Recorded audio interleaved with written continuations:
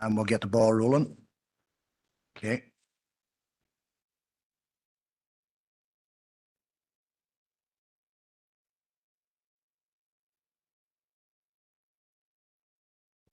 Okay, members, so welcome to the Planning Committee of Wednesday the 4th of June here in the Guildhall. Time's just after 2 o'clock in the afternoon.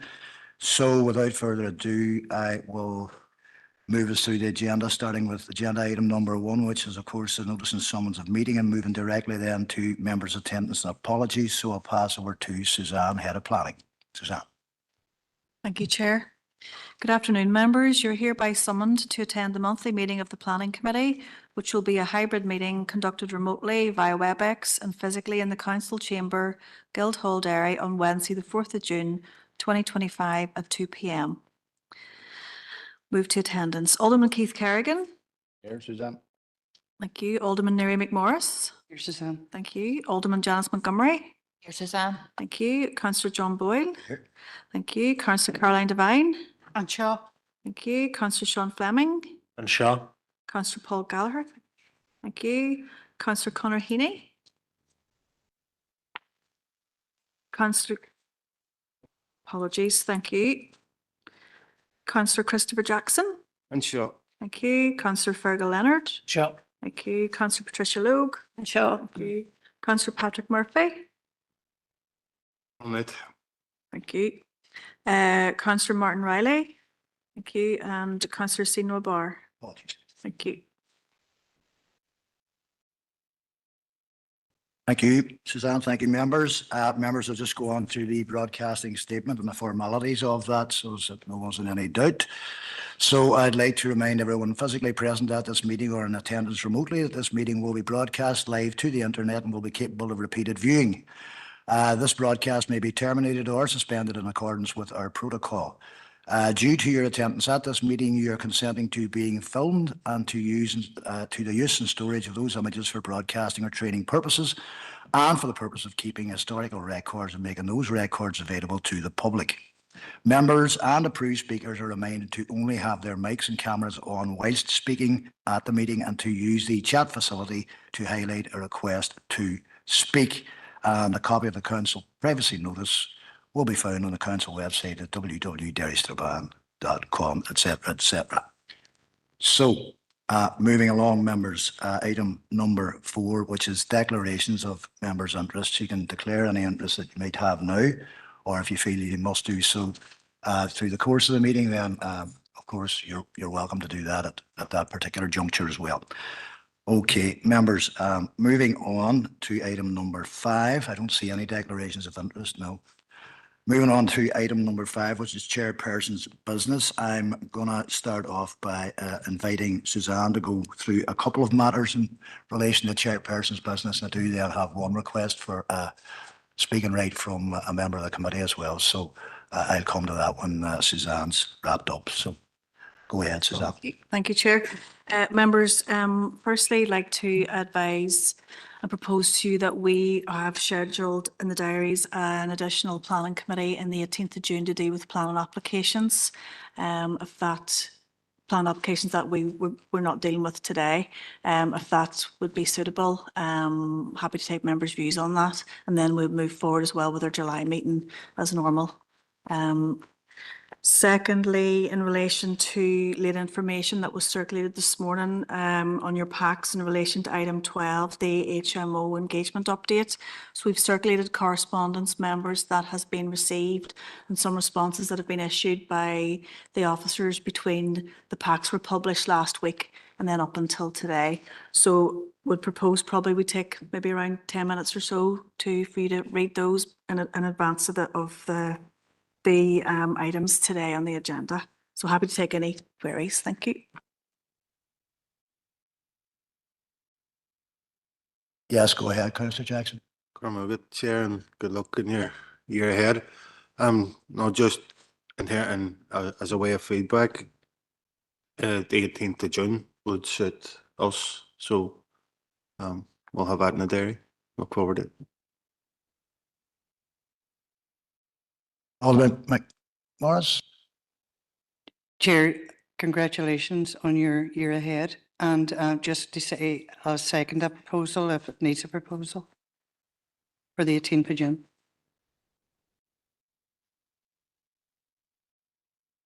Just in relation to the late items that were mentioned there, before we actually move into matters for decision, I'll give you all about 5-10 minutes to have a quick look through that for those that may well have not had the opportunity to do so. One further matter, Alderman Kerrigan, you wanted to come in at this juncture, so Thank you, Chair. Just to give the opportunity to welcome you in as Chair again. You've done it before, more than able to do it. And again, it was unusual that it was the one planning committee with no actual applications to make a decision on, but where there's a lot of work to do with the LDP. And again, you'll handle that no problem. So just to wish you well for your office, and again, your deputy as well. And thank the outgoing Chair. And again, I know we don't have them with us today, but welcoming our two new members, Councillor Heaney and Councillor Sino Bar, and saddened to see the loss of grace with new members, and particularly Councillor Mooney, who I always thought might not have always agreed with him. Sometimes he was, particularly in rural applications, maybe yourself, Chair, and Councillor Mooney might have went a different direction than I would have, but he was always very articulate, and I thought he was an addition to the planning committee, and it is saddened to see Councillor Mooney move on, but it would be a benefit to another committee. So just again, welcome yourself, Chair, and wish you well in office. Thanks for that, Alderman Kerrigan. Yes, wouldn't it be a very interesting world if we all just agreed all the time? It would maybe life might be a wee bit easier. But certainly thank you for your good wishes, and thanks to those others of you who have offered me those as well. So I propose that we do now take the opportunity for 5-10 minutes. I'll assess how you are getting on. It might not be 10 minutes, and then we'll come to the main matters for a decision. So if you just want to take, we'll call it 10 for now anyway, members, and then and we'll come back to the body of the meeting again. So thank you.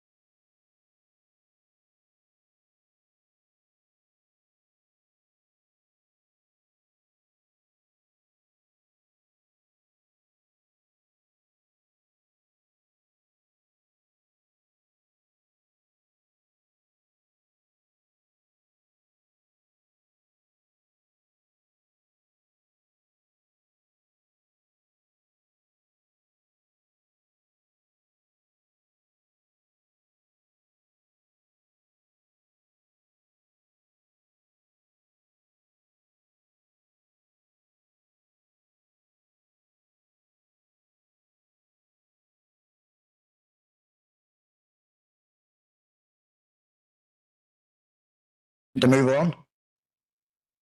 Yep, thank you. Just before we do, members, I am conscious that we have some members of the public who've joined us in the public gallery. And of course, it was remiss of me not to welcome you all to the meeting as well today. In fact, even if I had I don't believe you would have heard me, because I believe that the request is that we speak up so as that you might be able to hear. Just to explain that the speaker system in that part of the building is being upgraded. In fact, the speaker system in the entirety of this chamber is very shortly to be upgraded. So apologies for that. Something that's obviously well beyond my control, but officers are dealing with it. So can I request members, if you are addressing the meeting today, that you do what I do and move closer to the microphone to afford members of the public who've joined us to at least have half a chance of hearing what we are saying. Okay.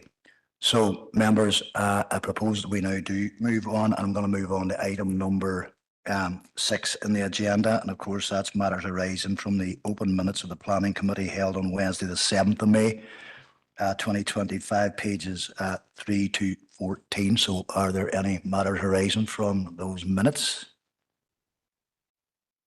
Okay, we're content to move on. So members, item number 7 is the assessment, consultation, responses and approval of LDP plan strategy for adoption. And officers obviously can give any further information or answer any questions that you or I might have at this point. So I'm going to invite Francis McCaughey to take us through that particular paper. Francis, over to you. Thank you, Chair, and good afternoon, members. The purpose of this report is to update the members on the comments that have been received in response to the recent public consultation about the 4 assessment reports that are related to the LDP draft plan strategy. The comments have been considered. The responses from the Council are set out in this paper, and I'll go through them in a bit more detail. Arising from this public consultation, it's concluded that no further changes are required to the LDP draft plan strategy, and therefore I believe that we're in a position now to proceed to formally adopt the LDP plan strategy as soon as reasonably practicable, in accordance with the direction from the Department for Infrastructure. In terms of background, members, you will all recall that the LDP plan strategy has been in preparation now for some 10 years, starting with the preferred options paper, the POP, then the LDP, the draft plan strategy, a substantial document, was prepared, published, and the statutory public consultations were held. There were quite a number of them. Representations were invited and they were received. Counter representations were invited and received. All of them were considered by officers and members. You will recall numerous workshops and roundtable discussions, etc. The approximately 100 documents of evidence and assessments were all submitted to DFA, and in turn, after they considered them, they passed them to the Planning Appeals Commission, the PAC, and the PAC held an independent examination in September, October 2023. They duly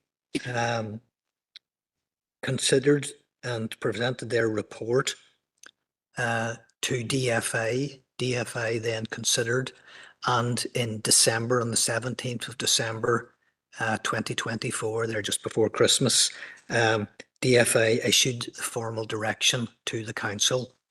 They found that the draft plan strategy was sound, and they directed the Council to proceed to adopt that plan strategy with the specified modifications as soon as reasonably practicable.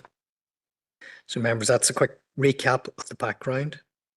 Since January, when the direction, and all the documents were reported to the committee. A number of pre-adoption tasks have been undertaken.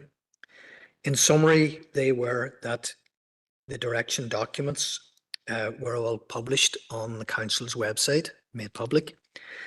Communication notifications were held with all the representees and all the stakeholders advising them.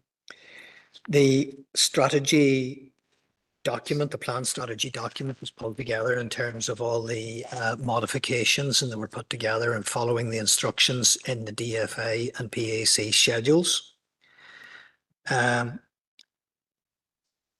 Addendum reports, 3 assessment reports have been prepared, which are the subject of today's report, namely the sustainability appraisal, habitats regulations assessment approval report, HRA, and equality impact assessment and rural needs impact assessment. So these reports have been prepared and put out to public consultation. Officers have also been preparing a series of supplementary planning guidance documents, and they will provide guidance to support the key policies in the new LDP plan strategy. And there's a follow-on paper here, item 8. John will present it on a number of these SPG documents, which are coming forward. There have been significant capacity building exercises undertaken with members and staff, etc., about understanding and refreshing and on the LDP, on its content and how to implement it. The aforementioned consultation was done on the assessments, and I'll detail that. So that will leave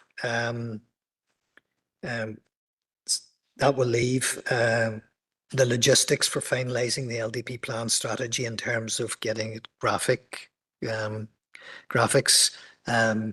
proofing it, printing it, getting the website, etc., as well as statutory requirements for public advertisement, notifications and availability, all in accordance with the LDP regulations 2015.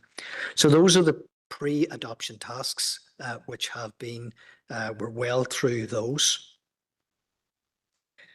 Members, in terms of the key issues of today's report, as I said, the 4 documents, the Habitats Regulations Assessment, the Sustainability Appraisal, Equality Impact Assessment, and Rural Needs Impact Assessment.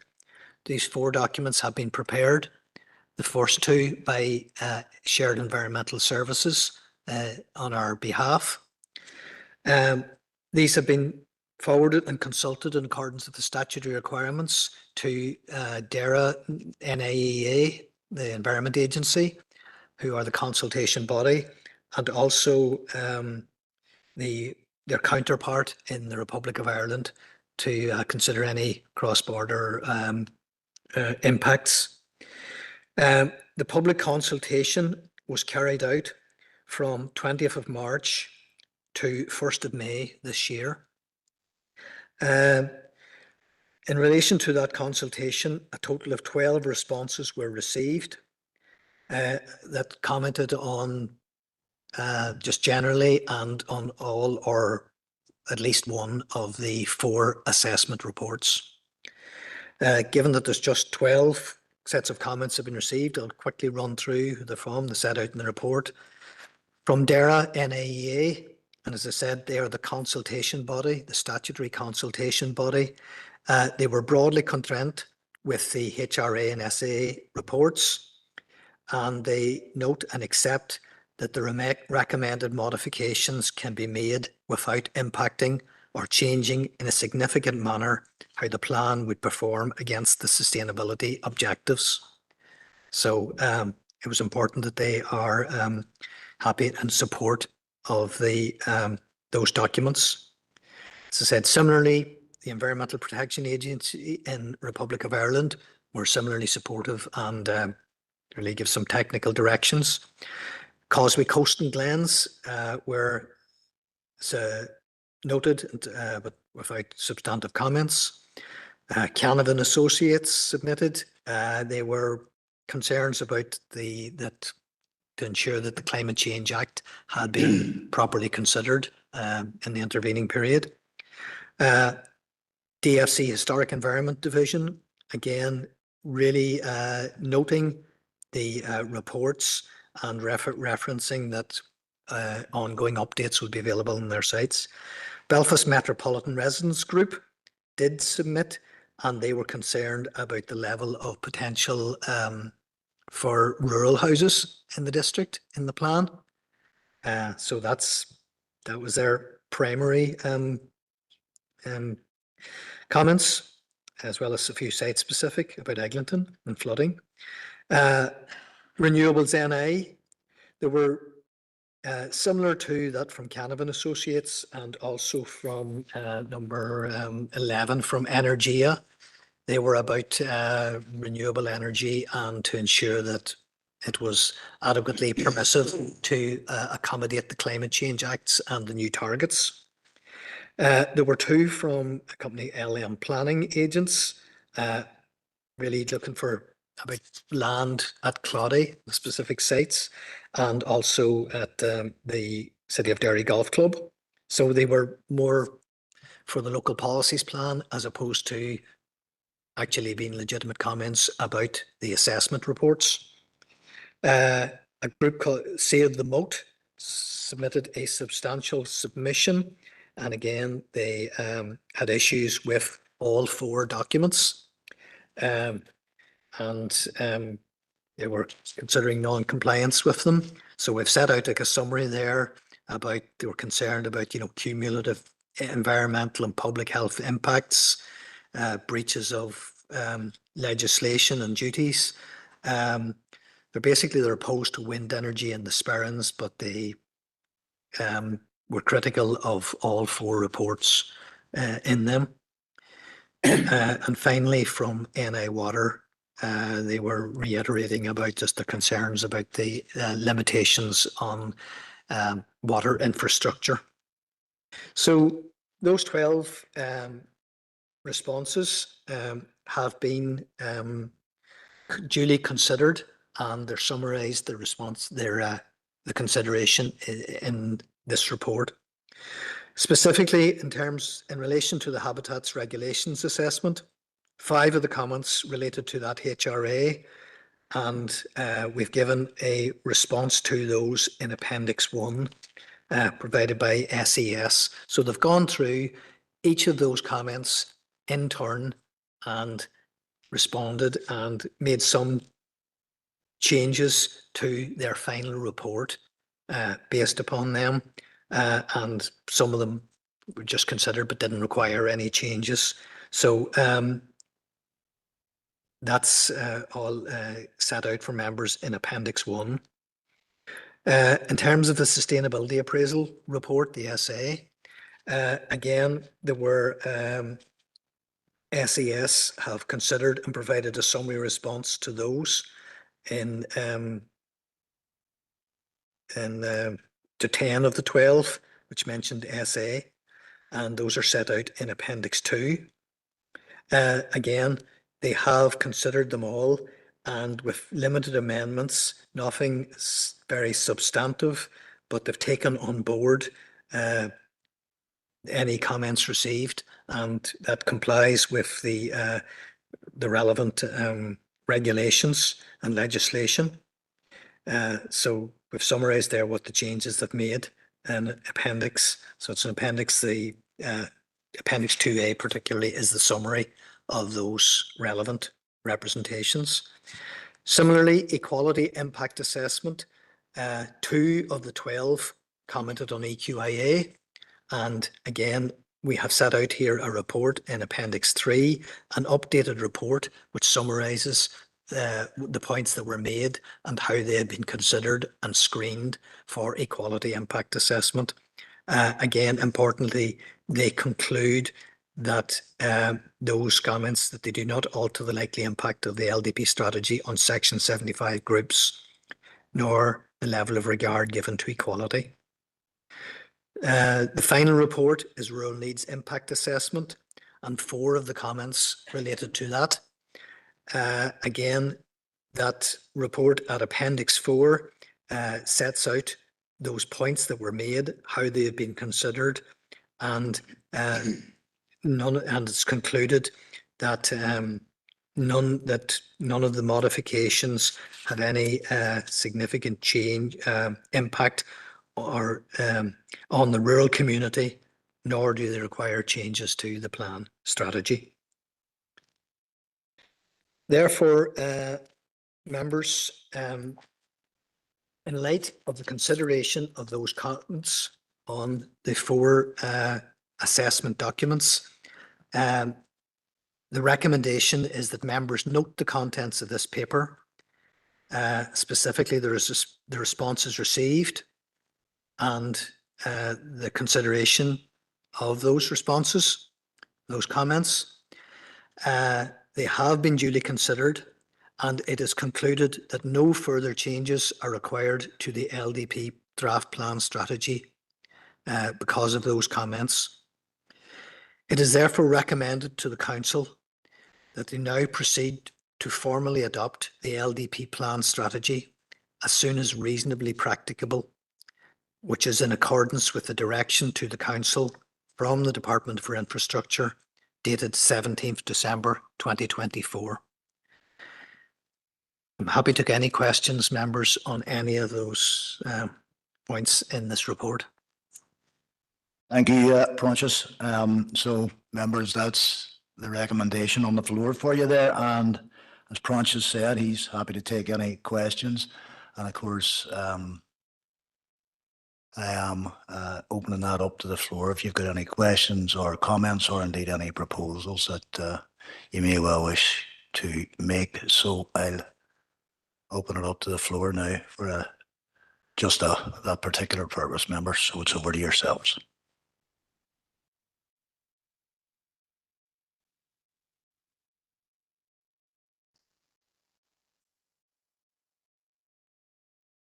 Alderman Kerrigan. Thank you very much, Chair, for allowing me in. And just briefly again, the details there and the pack, and as Precious has went through, I'm just querying in regards to, I mean, we have 12, I suppose, specific responses there. Is there any consultations, or is there anyone there that you felt we should have had a report back, or that we haven't? Is there anything missing in your views there in regards to that? Is there any response that we are somebody that we really expected a statutory to respond to these elements, and we haven't got any word back on them? As one element on it, I was just querying. And another one, I suppose, is yes, we do have, as it LM planning there and that there, but I suppose it's the engagement then, I suppose, with the individual agents and the response or I suppose discussion from them in regards to, they'll be the ones that'll be putting in the application for a house here or a extension here or there, and it's that engagement or a response from that, or so it's just a wee bit of clarification on those couple of points. If there's anything else that you feel is missing, I mean, the information that's there is there, and it's a lot of detail as there always is, Precious. And again, there's very little you can query on it, because anything that's been responded there, you have provided us with the response. So as I say, in that regard, and any points that have been raised by the consultees has been responded to. But it's just saying, in regards to the agents that will be submitting, and is there any that didn't respond that you felt would have been a benefit to it? So just a couple of points of clarification. Thank you, Chair.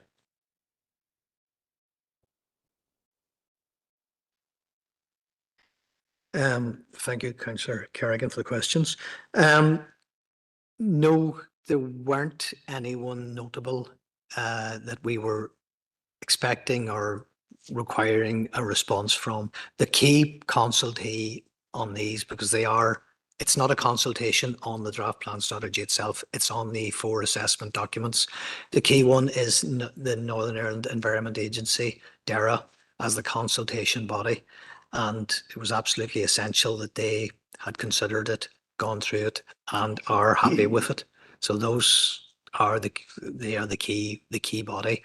Others, and the numbers that we got are probably similar to what would have been expected for this stage, similar to what the other councils have received in terms of their these assessment reports. On your second point, yes, part of the pre-engagement, the pre-adoption tasks, and to go along with adoption, we have identified that it will be important to further and follow up on the engagement with our agents, and that's something which would be done.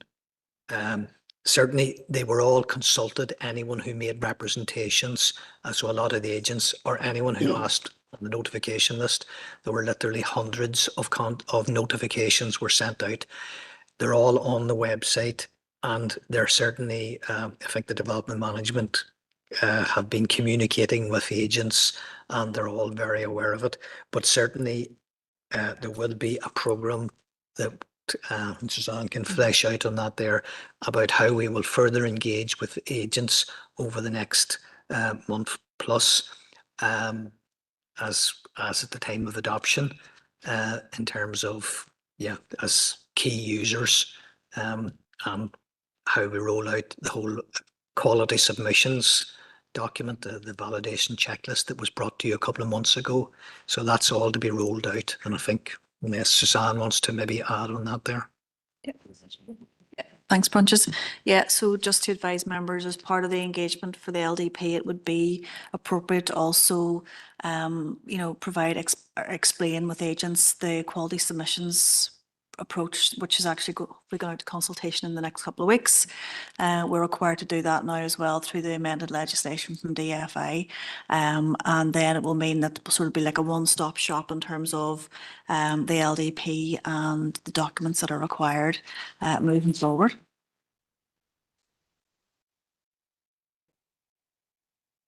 Has anyone else any questions or comments that they wish to make at this point?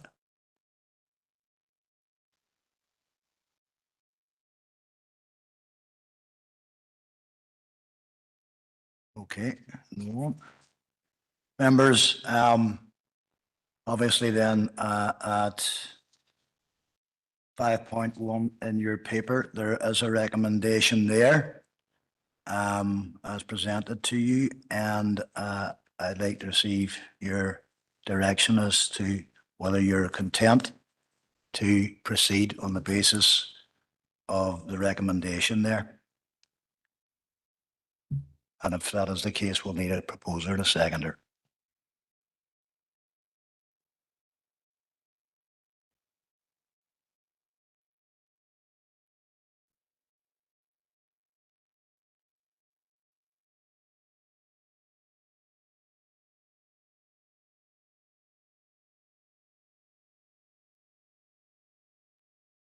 Go ahead, Councillor Jackson.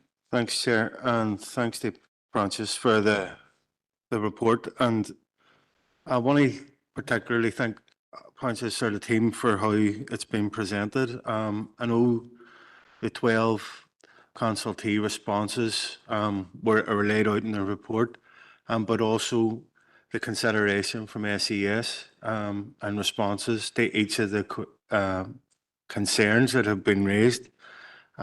It was meticulous in relation to going into the detail and considering them, and I found that particularly helpful.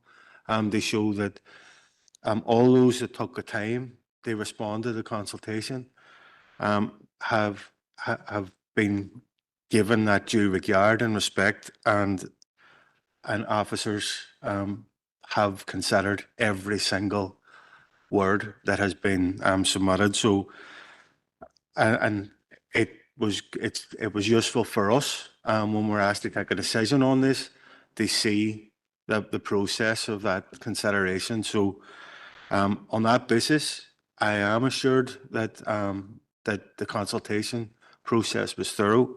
I'm assured that those that responded had their considerations taken and explored, and the explanation has been there clearly for us to see. So on that basis, Chair, I'm happy to propose the recommendation.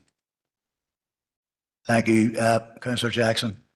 So members, there's a proposal on the floor to accept the officer recommendation in relation to this particular paper. Can do we have a seconder in the room for that particular proposal?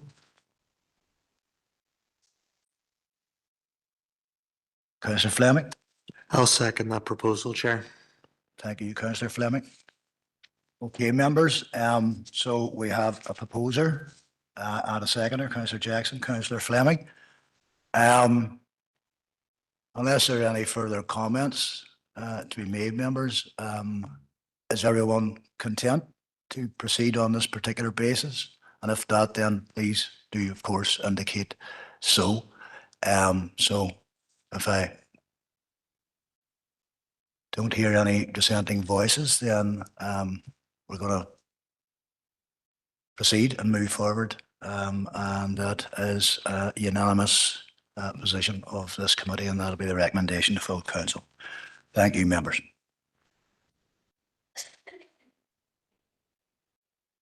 Okay, item number 8, which is the supplementary planning guidance, the SPG documents, which will accompany the LDP plan strategy. And John Spottiswood's going to walk us through this particular paper. So John, I'll just pass it over to you. Thank you. Thank you, Chair. Members will recall from the report to the committee in January that the direction required certain supplementary planning guidance documents to be drafted, or SPG, to provide guidance to support key policies in the new plan strategy. These are then to be consulted upon and finalised at the time of, or as soon as possible after, adoption. So this paper concerns mainly the first 6 draft SPGs proposed as the first batch to be consulted on. So these are all complete drafts that have also been reviewed by development management colleagues. At least one further batch of SPG documents will be prepared in advance of adoption to be consulted on at the same time. So this paper summarises the purpose of supplementary planning guidance in general and summarises briefly these first 6. It's requested that members review the contents of the proposed first tranche of SPGs and agree that these proceed to public consultation at the same time as the LDP plan strategy adoption. So, supplementary planning guidance provides additional advice and guidance specific to policies contained in the plan strategy. It's non-statutory planning guidance that supports, clarifies, and/or illustrates by example the policies in the plan. It should not expand the scope of that policy or introduce more onerous obligations or undertakings. Members will recall that Chapter 38 of the plan strategy covers supplementary planning guidance, and there's also an appendix to the plan strategy that sets out the various SPGs that are proposed to be taken forward in due course. And also that we commit to prepare any additional SPG in the plan at paragraph 38.3. So adoption is now anticipated to be in July, following the pre-adoption tasks set out in the previous item. Members will recall that the policies in the plan strategy will fully apply immediately upon its adoption, and the existing area plans and planning policy statements and any current departmental SPG will no longer be material, even for planning applications already in the system. So SPGs have been prepared and include items that we promised, if you like, in the plan strategy itself or in the consultation report, or that were mentioned in the Commissioner's report or direction documents. Others have been identified as useful to clarify policies in the plan strategy. Some of the items to be issued in future batches are adapted versions of previous DFI guidance, parts of PPSs, or development control advice notes. The first batch of SPG documents is summarised in the report, so just briefly to go through them here. There is an SPG to explain how the council will implement its new policy, requiring all new housing development to meet lifetime home standards. So it summarises the standards, there's 16 of them, and where they can be demonstrated in a planning application. It also includes a checklist, which would help applicants. Then there is an SPG on minerals development and the new requirement to provide restoration bonds to ensure that sites get restored. It also deals with biodiversity enhancements through mineral site restoration and has some best practice examples. There's a biodiversity no net loss SPG, which will help developers who will be on quite a steep learning curve following the adoption of the plan, when all new development must demonstrate there would be no net loss of biodiversity and that preferably there would be an enhancement. So really it's a lot of examples of what enhancements might be, and it sets out how these might have other benefits for applicants, such as screening, enhancing sites, flood alleviation, shading, and other ecosystem services. So there's some illustrated best practice examples, and that's in your Appendix 7 in the pack. There is an SPG to help applicants with the new requirement that housing must be balanced tenure, so no more than 70 to 80%, either private or social. So every residential development must have an element of both private and social housing. There's a retail SPG to set out the town centre first approach, and it has some detail on the sequential test, retail impact assessment, needs assessments. And the final new SPG is for the new policy, the General Development Policy, GDPOL 1, which applies to all new planning applications and includes some new requirements for applicants, and that's in your Appendix 10.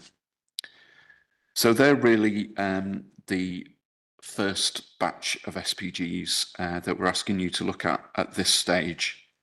There is going to be another batch, at least one more batch, before we move to adoption. And I set out in the report what they are. A number of them are based on the former development control advice notes, and we will adapt those. And that includes DCAN 1, which is for amusement centres, and other DCANs, including one for bookmaking offices. There's one covering restaurants, cafes and fast food outlets, taxi offices. There's one for hazardous substances, one for creches and similar developments. So they provide guidance for different locations and detail on various amenity matters. There's also a DCAN on telecommunications. So these are being adapted and updated, and we will bring them to a future meeting. Also, we're updating the parking standards, and there's some guidance for applicants called Your Home and Planning Permission, which was kind of fell into disuse during the transition to the new councils, but some other Northern Ireland councils have adapted it as new SPG, and we've done the same. So a lot of these are almost ready or at quite an advanced stage. We're also updating parts of PPS 7, which provides guidance on quality residential environments, safeguarding the character of residential areas, and extensions and alterations.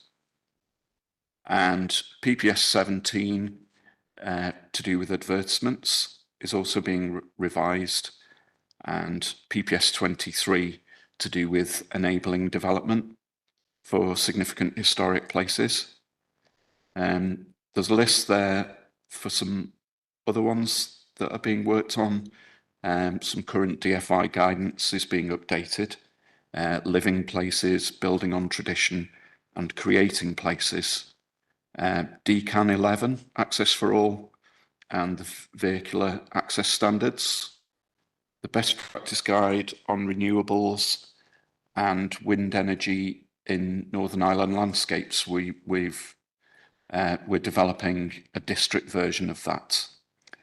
Some guidance on anaerobic digestion, transport assessment, and some guidance on HMOs and developer contributions. So in terms of the first 6 SPGs, which we have in the appendices, it's requested that members review the contents of this first tranche of SPGs and agree that these will be subject to public consultation at the time of adoption.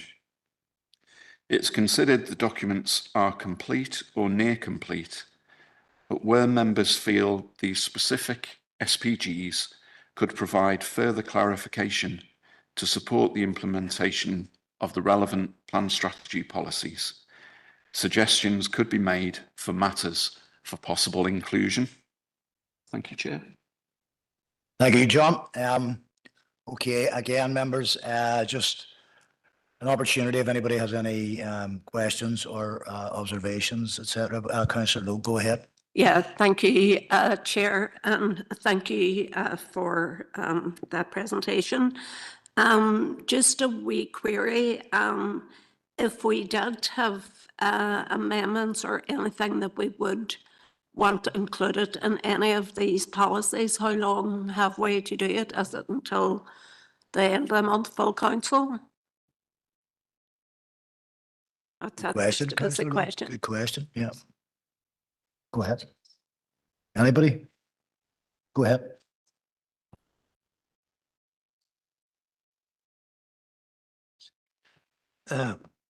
Thank you, Councillor. Yes, certainly if there are any proposed changes, the proposal is that these would be consulted on at the same time as the launch of the LDP plan strategy. So yeah, certainly next to the end of the month would be fine as soon as possible, you know, to allow us to make any changes before they go out to public consultation. That's great. Thank you. Thank you, Councillor Lowe. Councillor Leonard. Thank you, Chair. Just regarding Lifetime's Home SPG, has been any consideration given to putting in advice about domestic smoke alarms, carbon monoxide detectors, etc.?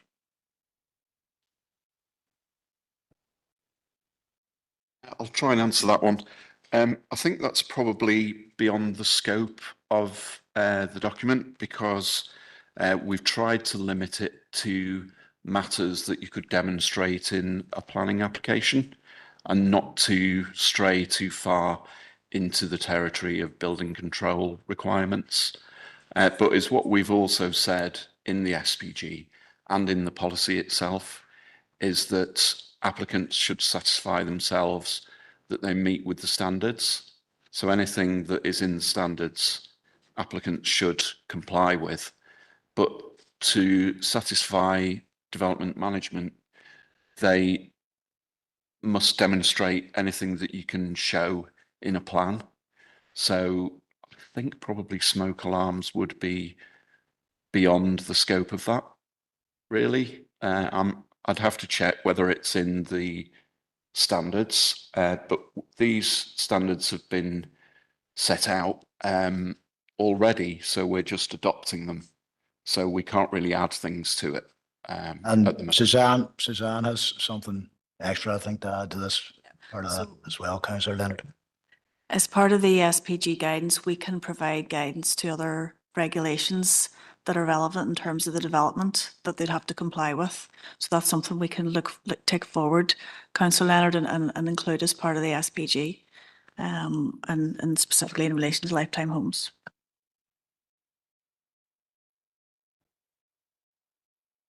All right, happy enough? Yep. Anyone else?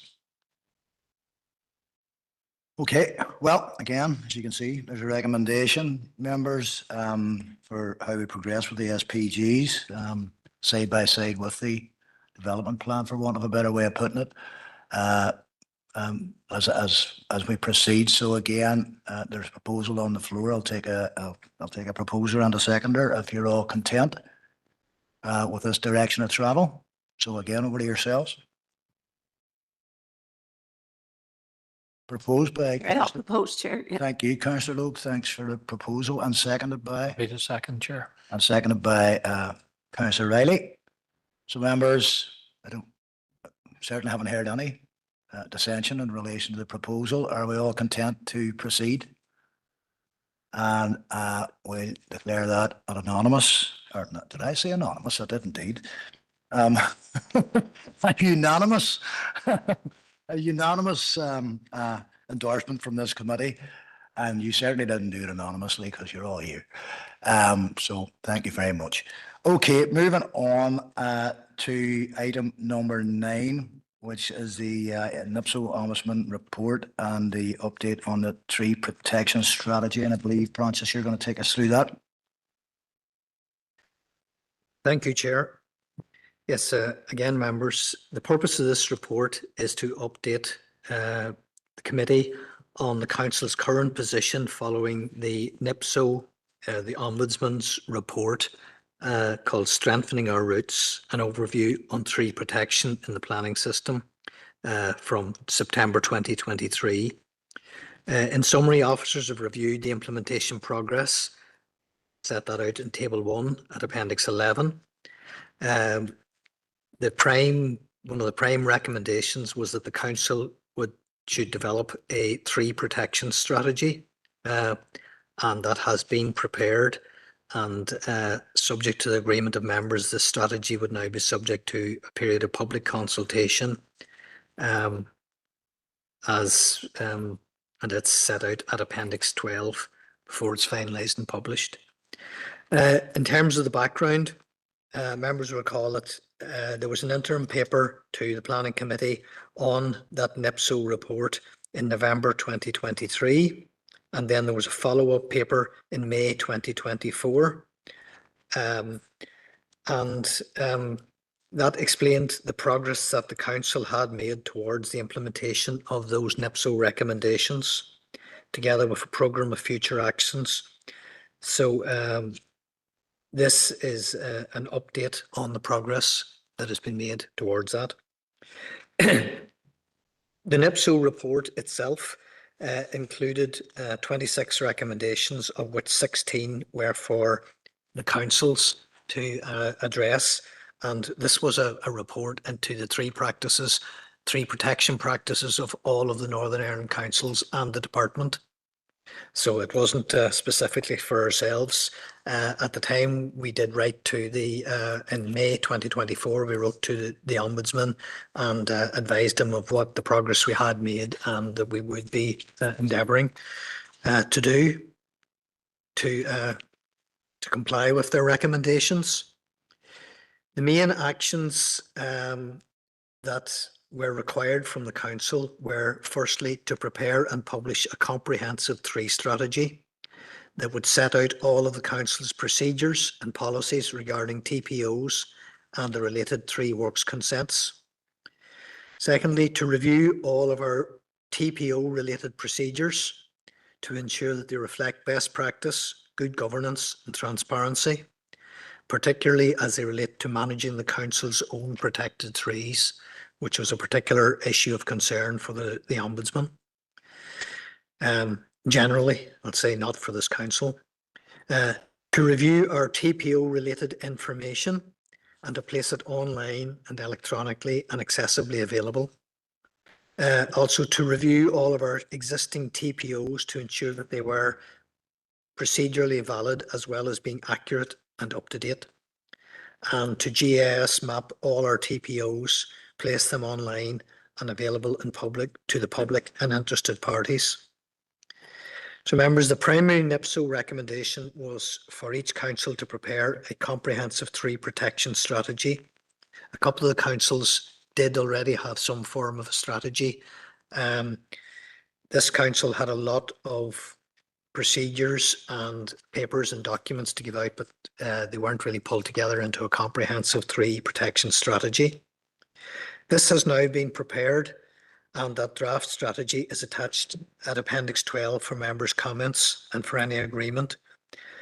And for agreement that it should now go out to public consultation prior to it being finalised and implemented. The strategy should be very informative and reassuring to the public and indeed to NIPSO, as it brings together all relevant information, guidance and advice on tree protection in the district, including how to make a request for a TPO, how to access information about the TPOs, and also how to apply for tree works consent for the maintenance or felling works. It also explains the legislative requirement and procedure for the council to get consent from DFI for any works to protected trees on its own land. So in summary, therefore, the council considers it has already had good TPO records and procedures in place for managing our TPO trees. Nevertheless, the council officers have taken on board the best practice and recommendations for further improvement. At the previous committee report in May 2024, we had intended probably to have a lot of the recommendations implemented during that financial year.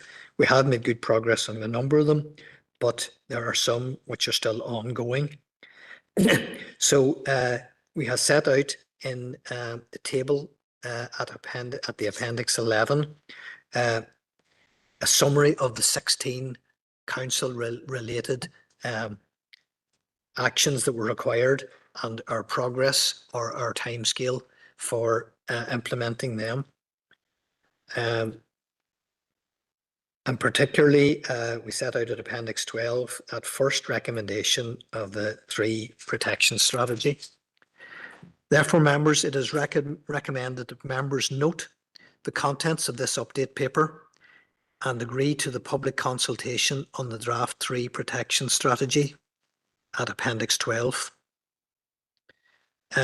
Subject to, similar to, the previous SPG query question, if members have any comments or would like some changes made to that document, that draft document, before it goes out to public consultation, they would be very welcome received. And again, before the end of June would be appropriate if you have anything to give to us. Subject to that, it would be intended that these would be this document would go out to public consultation at the same time as the other SPG documents. Therefore, members, on that recommendation, I'm happy to take any questions about the report or about the Table A actions or about the draft tree strategy itself. Thank you. Thanks. Thank you, Prentice. Has anybody got any questions or comments to make in relation to the report? Councillor Jackson, go ahead. Good Chair, and I suppose Prentice sort of laid it out. We do have a good policy in place. What's in front of us now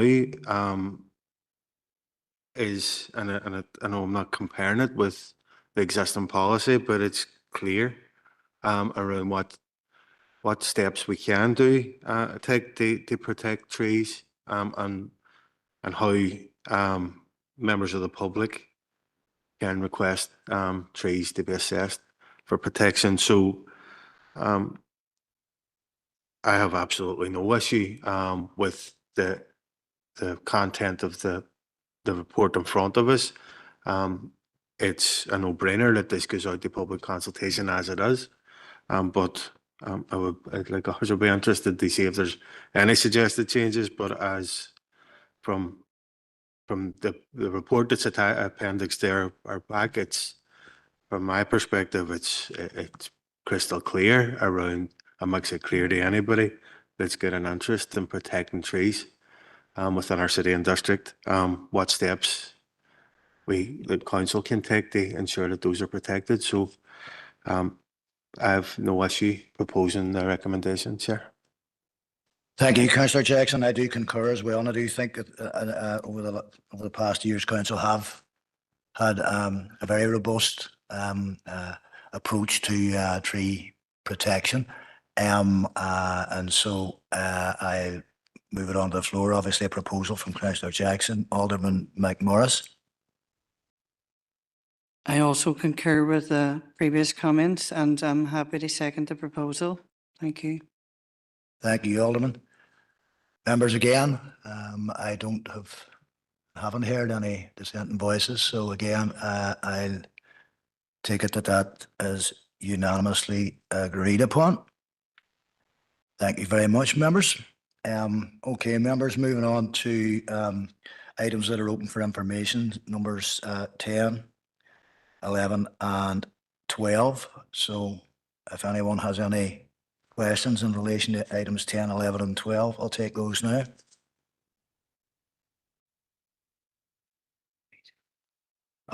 Councillor Jackson. It's not really a question, but it's a comment in relation to item 12.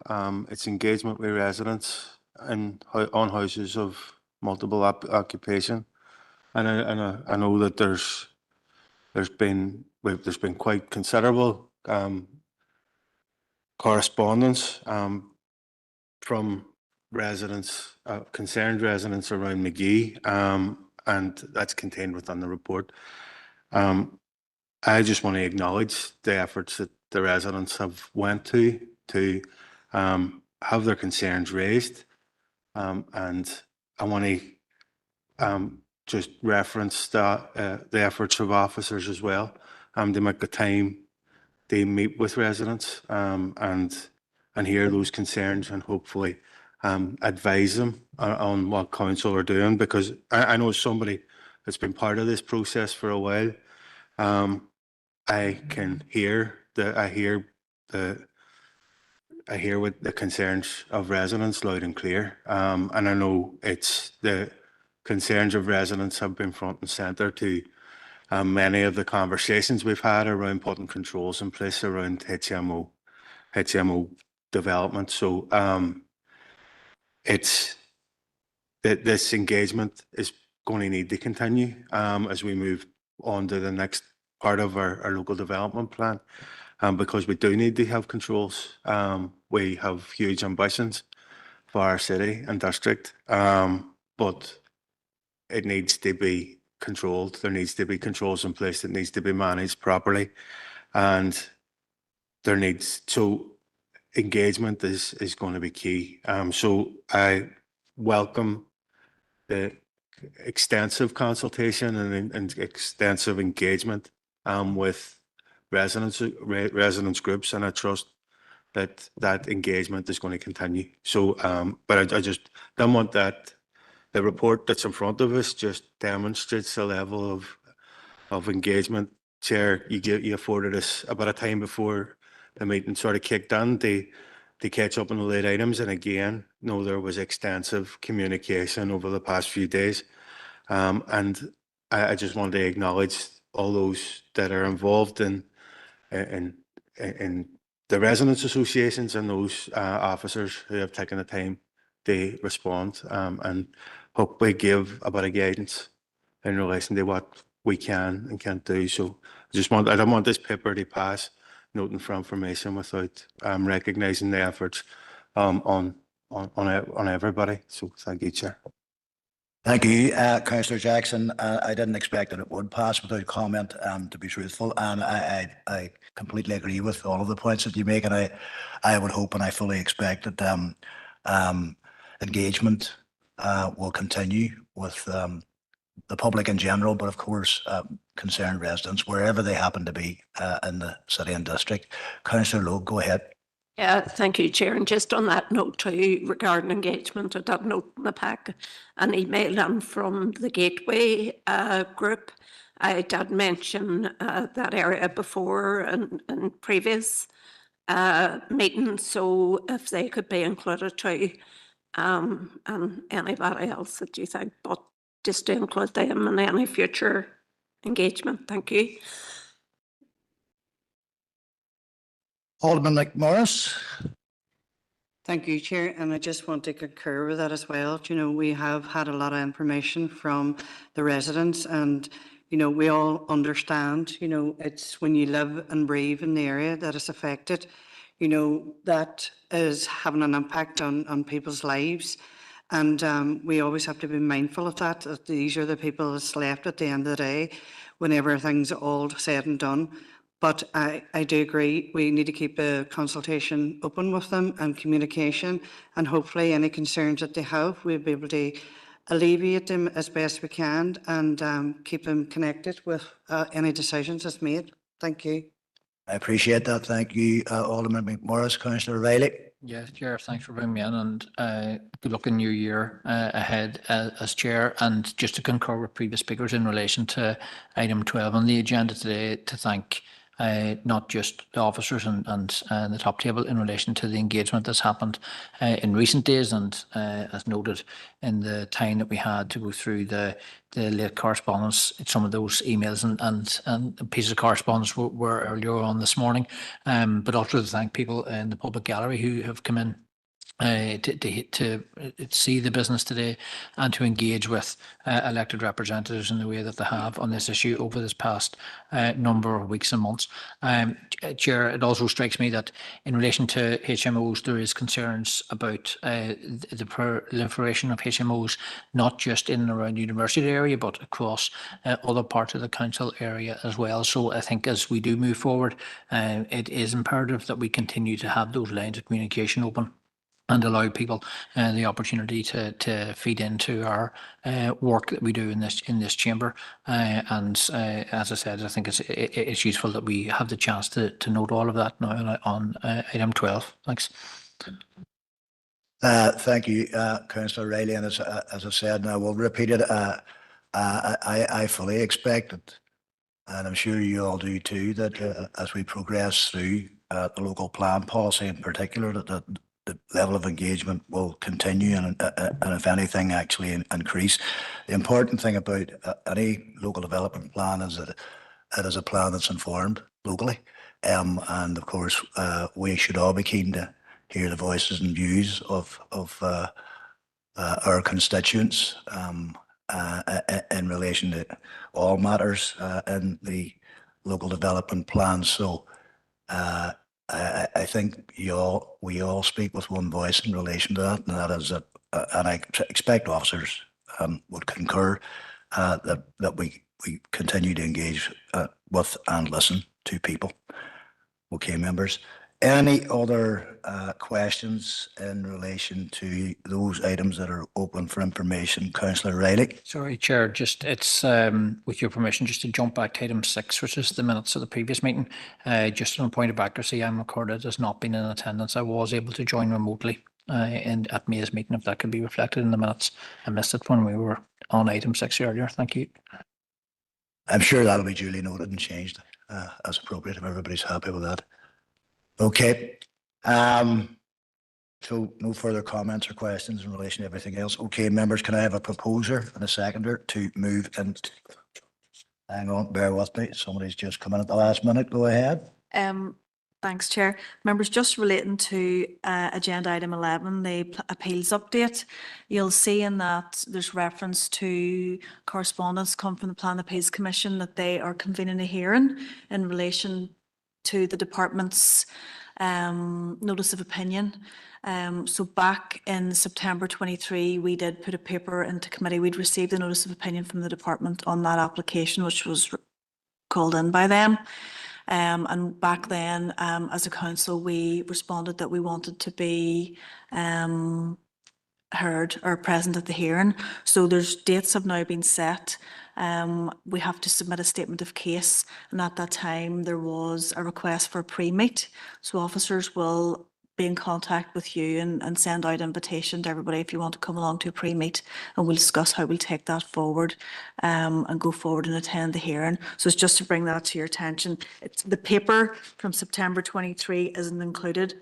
I can circulate that if members would find that helpful before in advance of the pre-meet.